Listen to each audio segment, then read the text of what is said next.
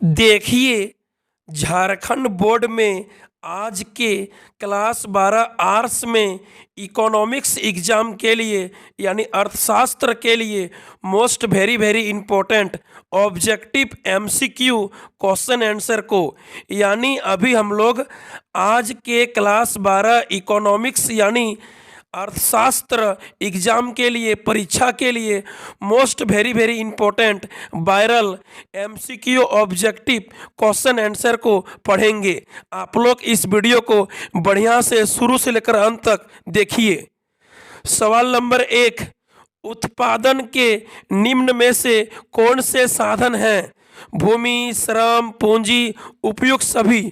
ठीक है, उत्पादन के निम्न में से कौन से साधन हैं? तो भूमि, श्रम, पूंजी, इनमें से सभी उपयुक्त सभी उत्पादन के साधन हैं। एक का सही उत्तर ऑप्शन डी होगा, डी, उपयुक्त सभी। आगे देखिए सवाल नंबर 2, उपभोक्ता व्यवहार का अध्ययन किया जाता है सूक्ष्म अर्थशास्त्र में। ठीक है, उपभोक्ता व्यवहार यानी कंज्यूमर बिहेवियर के बारे में सूक्ष्म अर्थशास्त्र में माइक्रो इकोनॉमिक्स में स्टडी अध्ययन किया जाता है। 2 का ए होगा, ए। आगे देखिए सवाल नंबर 3, अर्थशास्त्र के जनक कौन थे? अर्थशास्त्र के जनक कौन थे यानी फादर ऑफ इकोनॉमिक्स, अर्थशास्त्र का पिता, फादर ऑफ इकोनॉमिक्स किसे कहा जाता है? एडम स्मिथ को, एडम स्मिथ को। 3 का सी होगा। आगे देखिए सवाल नंबर 4, अर्थव्यवस्था की केंद्रीय समस्याएं कौन सी है? साधनों का आवंटन, साधनों का कुशलतम उपयोग, आर्थिक विकास, उपयुक्त सभी होगा। 4 का डी, उपयुक्त सभी। देखिए यहाँ पर साधनों का आवंटन, आर्थिक विकास, साधनों का कुशलतम उपयोग सभी अर्थव्यवस्था की केंद्रीय समस्याएं हैं, सेंट्रल प्रॉब्लम है, उपयुक्त सभी। 4 का डी। आगे देखिए सवाल नंबर 5, अर्थव्यवस्था को वर्गीकृत किया जाता है पूंजीवादी के रूप में, समाजवादी के रूप में, मिश्रित के रूप में। इनमें से सभी अर्थव्यवस्था के 3 प्रकार होते हैं, पूंजीवादी, समाजवादी और मिश्रित। इनमें से सभी सही उत्तर होगा। 5 का डी। आगे देखिए सवाल नंबर 6, अर्थव्यवस्था की केंद्रीय समस्या है क्या उत्पादन हो, कैसे उत्पादन हो, उत्पादित वस्तु का वितरण कैसे हो, उपयुक्त सभी। यहाँ पर ए बी सी तीनों अर्थव्यवस्था की 3 केंद्रीय समस्याएं हैं। 6 का डी होगा, उपयुक्त सभी। आगे देखिए सवाल नंबर 7, उपयोगिता का गणनावाचक सिद्धांत किसने प्रस्तुत किया? मार्शल ने। उपयोगिता का गणनावाचक सिद्धांत यानी कार्डिनल कॉन्सेप्ट ऑफ यूटिलिटी सिद्धांत किसने प्रस्तुत किया? मार्शल ने, मार्शल। 7 का ए। आगे देखिए सवाल नंबर 8, जब कुल उपयोगिता अधिकतम होती है तब सीमांत उपयोगिता शून्य होती है। याद रखिएगा, जब कुल उपयोगिता टोटल यूटिलिटी टीयू मैक्सिमम होती है तब सीमांत उपयोगिता मार्जिनल यूटिलिटी एमयू 0 होती है, शून्य होती है। टीयू मैक्सिमम तब एमयू 0। 8 का सी होगा, शून्य। आगे देखिए सवाल नंबर 9, सम सीमांत उपयोगिता नियम के विचार के मूल प्रतिपादक कौन थे? गॉसेन। सम सीमांत उपयोगिता नियम को गॉसेन का दूसरा नियम कहते हैं। 9 का बी, गॉसेन। आगे देखिए सवाल नंबर 10, मांग में कौन सा तत्व निहित होना आवश्यक है? किसी वस्तु के मांग के लिए कौन सा तत्व जरूरी है, आवश्यक है? उपभोग की इच्छा जरूरी है, एक निश्चित मूल्य जरूरी है, साधन व्यय करने की तत्परता जरूरी है, उपयुक्त सभी। ठीक है, उपभोग करने की इच्छा, एक निश्चित मूल्य, साधन, खर्च करने की तत्परता, उपयुक्त सभी। 10 का डी। आगे देखिए सवाल नंबर 11, ऐसी वस्तुएं जिनका एक दूसरे के बदले में प्रयोग किया जाता है उसे कहते हैं कहलाती है स्थानापन्न वस्तुएं। ठीक है, स्थानापन्न वस्तुएं मतलब स्थानापन्न वस्तुओं का प्रयोग मनुष्य एक दूसरे के बदले में करता है। ठीक है, जैसे चीनी के बदले गुड़, कॉफी के बदले चाय। ठीक है, 11 का बी होगा बी। स्थानापन्न वस्तुओं का प्रयोग एक दूसरे के बदले में किया जाता है। 11 का बी। आगे देखिए सवाल नंबर 12, कॉफी के मूल्य में वृद्धि होने से चाय की मांग बढ़ती है। ठीक है, कॉफी और चाय दोनों स्थानापन्न वस्तुएं हैं, एक दूसरे के बदले में प्रयोग किया जाता है। तो जब कॉफी का दाम बढ़ेगा तो चाय की मांग बढ़ जाएगी, कस्टमर चाय पीना अधिक शुरू कर देगा। 12 का ए होगा बढ़ती है, कॉफी के मूल्य में वृद्धि होने से चाय की मांग बढ़ती है। ए नंबर ए।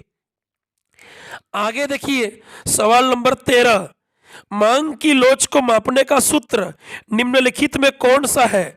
मांग की लोच को मापने का सूत्र होता है, मांग की लोच का डेफिनेशन होता है मांग की मात्रा में आनुपातिक परिवर्तन बटा कीमत में आनुपातिक परिवर्तन, यानी 13 का ए होगा ए। आगे देखिए सवाल नंबर 14, मांग की कीमत लोच से अभिप्राय है। मांग की कीमत लोच का क्या अर्थ है? कीमत में परिवर्तन के कारण मांग में परिवर्तन। 14 का ए होगा 14 का ए, कीमत में परिवर्तन के कारण मांग में परिवर्तन कितना हुआ उसी को मांग की कीमत लोच कहते हैं। 14 का ए होगा। आगे देखिए 15, विलासिता वस्तुओं की मांग, लग्जरी वस्तुओं की मांग, लग्जरी गुड्स की मांग अत्यधिक लोचदार होती है। विलासिता वस्तु यानी लग्जरी वस्तु, बहुमूल्य वस्तु, हीरा, सोना, चांदी, कार, स्कूटर आदि वस्तुओं की मांग अत्यधिक लोचदार होती है, क्योंकि लग्जरी गुड्स का दाम अधिक होता है। ठीक, तो मांग अत्यधिक लोचदार होगी। 15 का सी। आगे देखिए सवाल नंबर 16, उत्पादन फलन में उत्पादन किसका फलन है? उत्पत्ति के साधनों का। ठीक है, 16 का बी होगा उत्पत्ति के साधनों का। आगे देखिए 17, उत्पादन का सक्रिय साधन है, उत्पादन का एक्टिव फैक्टर है, सक्रिय साधन है श्रमिक यानी लेबर। 17 का बी श्रम। आगे देखिए 18, जो वक्र पहले बढ़ता है फिर स्थिर होकर घटना आरंभ करता है वह कौन सा वक्र कहलाता है? Average production, marginal production, total production, ये सभी। ठीक है, एपी टीपी, औसत उत्पादन, सीमांत उत्पादन, कुल उत्पादन, तीनों वक्र पहले बढ़ता है फिर स्थिर होकर घटना शुरू करता है। 18 का डी होगा डी, ये सभी। आगे देखिए सवाल नंबर 19, निम्नलिखित में से कौन उत्पत्ति का साधन नहीं है? इनमें से कौन उत्पादन का साधन, उत्पत्ति का साधन नहीं है? भूमि जमीन तो है, श्रम लेबर तो है, पूंजी कैपिटल तो है, बाजार नहीं है। ठीक है, बाजार उत्पादन का साधन, उत्पत्ति का साधन नहीं है। 19 का सी बाजार। आगे देखिए सवाल नंबर 20, दीर्घकालीन उत्पादन फलन का संबंध है पैमाने के प्रतिफल नियम से। ठीक है, दीर्घकालीन उत्पादन फलन को पैमाने का प्रतिफल नियम कहते हैं। 20 का सी, 20 का सी। आगे देखिए 21, मौद्रिक लागत में निम्नलिखित में किसे शामिल किया जाता है? सामान्य लाभ, व्यक्त लागतें, अव्यक्त लागतें, उपयुक्त सभी। मौद्रिक लागत में 3 प्रकार की लागतें शामिल होती है, सामान्य लाभ, व्यक्त लागतें, अव्यक्त लागतें, उपयुक्त सभी। 21 का डी, 21 का डी ऑल। आगे देखिए 22, निम्नलिखित में सही अंकित कीजिए। इनमें से कौन सा सूत्र सही है? ऑप्शन ए सही है, ए। टीवीसी बराबर टीसी माइनस टीएफसी। ठीक है, टीवीसी बराबर टीसी माइनस टीएफसी। देखिए, टोटल कॉस्ट टीसी बराबर होता है टीएफसी जोड़ टीवीसी, तो टीवीसी बराबर क्या होगा? TC minus TFC. 22 का ए। आगे देखिए 23, अवसर लागत का वैकल्पिक नाम है आर्थिक लागत, इकोनॉमिक कॉस्ट। अवसर लागत को आर्थिक लागत, हस्तांतरण लागत भी कहते हैं। 23 का ए, आर्थिक लागत। आगे देखिए 24, पूर्ण प्रतियोगिता में क्या होता है? Perfect competition market. पूर्ण प्रतियोगिता में क्या होता है? ए आर बराबर एम आर होता है, ए आर बराबर एम आर होता है। 24 का ए। आगे देखिए 25, वस्तु की पूर्ति के निर्धारक घटक हैं वस्तु की कीमत, संबंधित वस्तु की कीमत, उत्पादन के साधनों की कीमत, उपयुक्त सभी। ठीक है, यहाँ पर वस्तु की पूर्ति के सभी निर्धारक घटक हैं। वस्तु की कीमत है, संबंधित वस्तुओं की मूल्य है, उत्पादन के साधनों की कीमत है, उपयुक्त सभी। 25 का डी। आगे देखिए 26, जब कीमत में थोड़ा सा परिवर्तन होने पर पूर्ति में ज़्यादा वृद्धि हो जाए तो पूर्ति का स्वरूप निम्नलिखित में कौन सा होगा? क्या बोला? कीमत में थोड़ा सा परिवर्तन करने पर पूर्ति में ज़्यादा वृद्धि हो जाए तो पूर्ति का स्वरूप होगा लोचदार। जब कीमत से अधिक पूर्ति में परिवर्तन हो तो पूर्ति लोचदार होती है, और जब पूर्ति में परिवर्तन कम हो कीमत से तो पूर्ति बेलोचदार होती है। ठीक है, 26 नंबर में कीमत से अधिक पूर्ति में परिवर्तन हुआ है, इसीलिए पूर्ति लोचदार होगी। 26 का ए। आगे देखिए 27, बाजार की निम्नलिखित में से कौन सी विशेषता है? एक क्षेत्र होना सही है, क्रेता एवं विक्रेता की मौजूदगी यानी उपस्थिति होना सही है, वस्तु का एक मूल्य होना सही है, उपयुक्त सभी। एक बाजार का विशेषता है, बाजार के लिए क्या जरूरी है? एक क्षेत्र, वस्तु का एक मूल्य और क्रेता एवं विक्रेता की उपस्थिति, उपयुक्त सभी। 27 का डी। आगे देखिए 28 नंबर पढ़िए। बाजार की वह स्थिति जिसमें वस्तु का केवल एक ही क्रेता होता है, एक ही कस्टमर होता है, क्रेता होता है, कहलाता है मोनोप्सोनी। मोनोप्सोनी, जब किसी मार्केट में किसी वस्तु का एक ही कस्टमर होगा तो उसको मोनोप्सोनी बोलेंगे, मोनोप्सोनी। और जब बाजार में किसी वस्तु का केवल एक ही विक्रेता होगा, एक ही सेलर होगा, सेलर विक्रेता, तो उसको मोनोपोली एकाधिकार बाजार बोलेंगे। एक कस्टमर तो मोनोप्सोनी और एक सेलर विक्रेता तो मोनोपोली एकाधिकार। ठीक है, 28 का बी होगा मोनोप्सोनी। आगे देखिए 29, संतुलन कीमत के निर्धारक घटक निम्नलिखित में कौन से हैं? वस्तु की मांग, वस्तु की पूर्ति, दोनों है, ए और बी दोनों। 29 का सी होगा, संतुलन कीमत के निर्धारक घटक मांग और पूर्ति दोनों होता है। 29 का सी। आगे देखिए सवाल नंबर 30, कीमत निर्धारण प्रक्रिया में समय तत्व का विचार किसने प्रस्तुत किया? मार्शल ने। ठीक है, कीमत निर्धारण प्रक्रिया में समय तत्व का विचार मार्शल ने प्रस्तुत किया है। मार्शल के अनुसार उत्पादन समय 3 प्रकार के होते हैं, 3 प्रकार के, अल्पकाल, अति अल्पकाल और दीर्घकाल। ठीक है, समय के बारे में मार्शल ने प्रस्तुत किया था। 30 का सी मार्शल।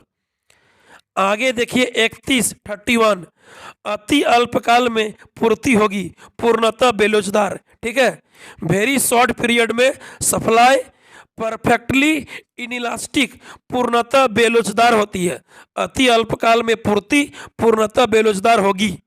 31 का 31 का बी फॉर बॉय। आगे देखिए 32 32 पूर्ण प्रतियोगी फर्म को सामना करना पड़ता है। पूर्ण प्रतियोगिता फर्म में क्या होता है? देखिए, पूर्ण प्रतियोगिता बाजार में एक समान दाम, दाम के बराबर औसत आगम के बराबर सीमांत आगम होता है। ठीक है, यानी पूर्ण प्रतियोगी फर्म के लिए स्थिर कीमत, स्थिर औसत आगम, स्थिर सीमांत आगम, यानी कीमत, औसत आगम, सीमांत आगम तीनों बराबर होता है, तीनों स्थिर होता है। इसलिए ऑप्शन डी होगा, डी, उपरोक्त सभी। 32 का डी याद रखिएगा। पूर्ण प्रतियोगिता, परफेक्ट कंपटीशन मार्केट में कीमत, औसत आगम, सीमांत आगम, प्राइस, AR और MR तीनों बराबर स्थिर, कांस्टेंट होता है, तीनों इक्वल होता है। 32 का डी, उपरोक्त सभी। आगे देखिए 33 समष्टि अर्थशास्त्र अध्ययन करता है पूर्ण रोजगार का, समग्र कीमत स्तर का, सकल राष्ट्रीय उत्पाद का, उपरोक्त सभी का। समष्टि अर्थशास्त्र यहाँ पर सभी का स्टडी करता है। ठीक है, 33 का डी होगा, उपरोक्त सभी। आगे देखिए 34 पूंजी के स्टॉक की वृद्धि कहलाती है पूंजी निर्माण। पूंजी के स्टॉक में वृद्धि कहलाती है पूंजी निर्माण। 34 का सी। आगे देखिए 35 प्राथमिक क्षेत्र में शामिल होता है कृषि। ठीक है, 35 का ऑप्शन डी नहीं होगा, ए होगा, ए, कृषि। प्राथमिक क्षेत्र यानी प्राइमरी सेक्टर, प्राइमरी सेक्टर में एग्रीकल्चर को शामिल करते हैं, कृषि को। 35 का ऑप्शन ए होगा, ए, देख लीजिएगा। ठीक है, 35 का ए होगा। प्राथमिक क्षेत्र को, प्राइमरी सेक्टर को कृषि संबंधित क्षेत्र कहते हैं, एग्रीकल्चर। ठीक है, एग्रीकल्चर होगा, कृषि होगा, कृषि। 35 का ए होगा, डी नहीं होगा, ए होगा, ए। आगे देखिए 36 एक खुली अर्थव्यवस्था में सामूहिक मांग के संघटक कौन है? खुली अर्थव्यवस्था में यानी ओपन इकोनॉमी में सामूहिक मांग का संघटक कौन होगा? जिसमें विदेशी व्यापार शामिल होता है। तो ऑप्शन डी होगा, डी, उपभोग प्लस निवेश प्लस सरकारी व्यय प्लस शुद्ध निर्यात, यानी निर्यात माइनस आयात। तो 36 का डी होगा। एक खुली अर्थव्यवस्था में सामूहिक मांग का संघटक होगा उपभोग प्लस निवेश प्लस सरकारी व्यय यानी सार्वजनिक व्यय प्लस शुद्ध निर्यात। 36 का डी। आगे देखिए 37 द्वितीयक क्षेत्र सेकेंडरी सेक्टर में कौन सी सेवाएं शामिल है? विनिर्माण यानी उद्योग। ठीक है, द्वितीयक क्षेत्र में उद्योग को, विनिर्माण को शामिल करते हैं। 37 का डी। आगे देखिए 38 कौन सा सत्य है, कौन सा कथन सही है? इनमें से कौन सा सूत्र करेक्ट है, ट्रू है, सही है? देखिए सी सही है, सी, ऑप्शन सी, NNP बराबर GNP माइनस घिसावट व्यय यानी मूल्य ह्रास। ठीक है, NNP बराबर GNP माइनस घिसावट व्यय। 38 का सी होगा।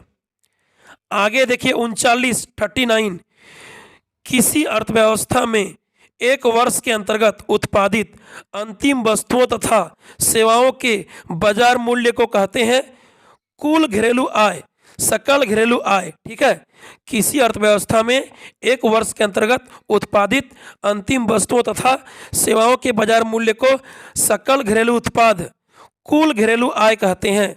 39 का सी। आगे देखिए 40 राष्ट्रीय आय का मापन किस विधि से किया जाता है? उत्पादन विधि, व्यय विधि, आय विधि। इनमें सभी से देखिए राष्ट्रीय आय को मापने की 3 विधियां हैं, तीन उत्पादन विधि, आय विधि, व्यय विधि, ये सभी। 40 का डी, ऑल। आगे देखिए 41 लाभ के कौन से घटक हैं? लाभ के इनमें से कौन से घटक हैं? लाभांश, अवितरित लाभ, निगम लाभ, कर, ये सभी होगा। ठीक है, ये सभी आंसर होगा। 41 का डी होगा, डी, ये सभी। आप लोग सुधार लीजिएगा। ठीक है, लाभ के घटक है लाभांश, अवितरित लाभ, निगम लाभ, कर, ये सभी होगा। 41 का डी सुधार लीजिएगा, 41 का डी। आगे देखिए 42 मुद्रा वह है जो मुद्रा का कार्य करे। यह किसने कहा? किसने यह बात कहा कि मुद्रा वह है जो मुद्रा का कार्य करे? हार्टले विदर्स ने। हार्टले विदर्स ने 42 का ए। हार्टले विदर्स के अनुसार मुद्रा वह है जो मुद्रा का कार्य करे, 42 का ए। आगे देखिए 43 मुद्रा के प्राथमिक कार्य के अंतर्गत किसे शामिल किया जाता है? मुद्रा के दो प्राथमिक कार्य हैं, प्राइमरी फंक्शन है, विनिमय का माध्यम, मूल्य का मापक। ए और बी दोनों होगा।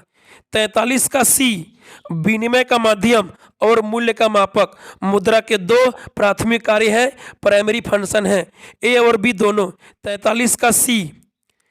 आगे देखिए 44, मुद्रा की पूर्ति से हमारा आशय है। मुद्रा की पूर्ति से क्या तात्पर्य है? बैंक में जमा राशि, जनता के पास उपलब्ध रुपये, डाकघर में जमा बचत खाते की राशि, इनमें सभी। 44 का डी, ऑल। आगे देखिए 45, वस्तु विनिमय प्रणाली में कौन से लाभ हैं?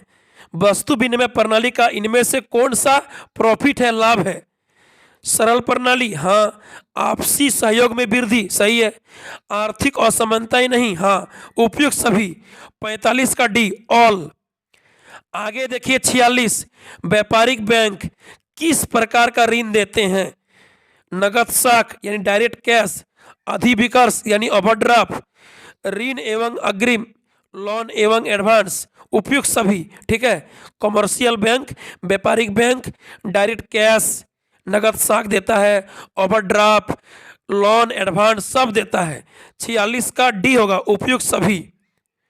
आगे देखिए 47 केंद्रीय बैंक के लिए कौन सा कथन सही है? केंद्रीय बैंक देश का सर्वोच्च बैंक है। केंद्रीय बैंक पर सरकार का स्वामित्व होता है। केंद्रीय बैंक देश में बैंकिंग प्रणाली का संचालन करता है, उपयुक्त सभी, ऑल। 47 का डी। आगे देखिए 48, केंद्रीय बैंक द्वारा कौन सी मुद्रा जारी की जाती है? चलन मुद्रा, याद रखिएगा, करेंसी। केंद्रीय बैंक द्वारा, सेंट्रल बैंक द्वारा करेंसी, चलन मुद्रा को जारी किया जाता है। 48 का ए होगा, ए। 48 का डी नहीं होगा, ए होगा, ए। आगे देखिए 49, भारत में बैंकिंग क्षेत्र सुधार प्रारंभ हुआ 1991 में, ठीक है। भारत में बैंकिंग क्षेत्र सुधार 1991 में, ठीक है। 1991 में शुरू हुआ। 49 का सी, 1991 में। आगे देखिए 50, भारत में 14 बड़े अनुसूचित व्यावसायिक बैंकों का राष्ट्रीयकरण किया गया 1969 में, 1969 में। 50 का सी, 1969 में। आगे देखिए 51 पूर्ति स्वयं मांग का सृजन करती है। किसने यह नियम दिया? जेबी से ने। जेबी से के अनुसार पूर्ति अपनी मांग का सृजन स्वयं करती है, पूर्ति अपनी मांग का निर्माण स्वयं करती है। 51 का ए।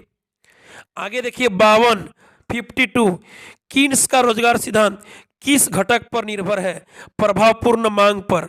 इफेक्टिव डिमांड, प्रभावपूर्ण मांग पर।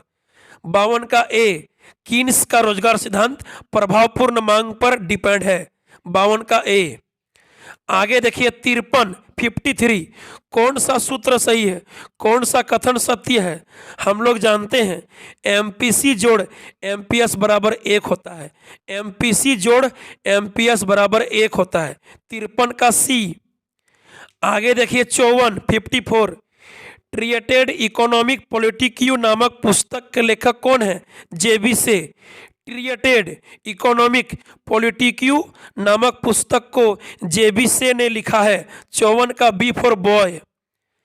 आगे देखिए 55 कौन सा कथन सत्य है? कौन सा सूत्र सही है? ऑप्शन बी सही है, बी। निवेश गुणक के बराबर 1/MPS होता है, ठीक है।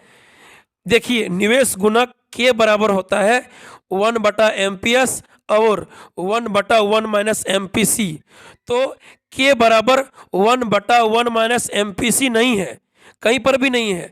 के बराबर 1/1 - MPC कहीं नहीं है, तो छोड़िए उसको। दूसरा होता है K बराबर 1/MPS, जो ऑप्शन बी में है। 55 का बी होगा, K बराबर 1/MPS, बी फॉर बॉय। आगे देखिए 56, अस्फीतिक अंतराल की दशा में। अस्फीतिक अंतराल की दशा में क्या होता है? अस्फीतिक अंतराल मतलब जिस स्थिति में सामूहिक मांग सामूहिक पूर्ति से कम हो जाता है, ADAS से कम होता है, तो जितना कम हुआ उस गैपिंग को अस्फीतिक अंतराल कहते हैं। ठीक है, मांग कम पूर्ति ज़्यादा, मांग कम पूर्ति ज़्यादा, तो यहाँ पर कोई ऑप्शन मैच नहीं खा रहा है। 56 का डी होगा, डी 56 का डी, इनमें से कोई नहीं। ठीक है, अस्फीतिक अंतराल में मांग कम, सामूहिक मांग कम होती है सामूहिक पूर्ति से, 56 का डी होगा, इनमें से कोई नहीं। ठीक है, आगे देखिए 57, स्फीतिक अंतराल को ठीक करने के लिए मौद्रिक उपाय कौन से हैं? बैंक दर में वृद्धि, नगद कोष अनुपात में वृद्धि, खुले बाजार में प्रतिभूतियां बेचना, उपयुक्त सभी। 57 का डी।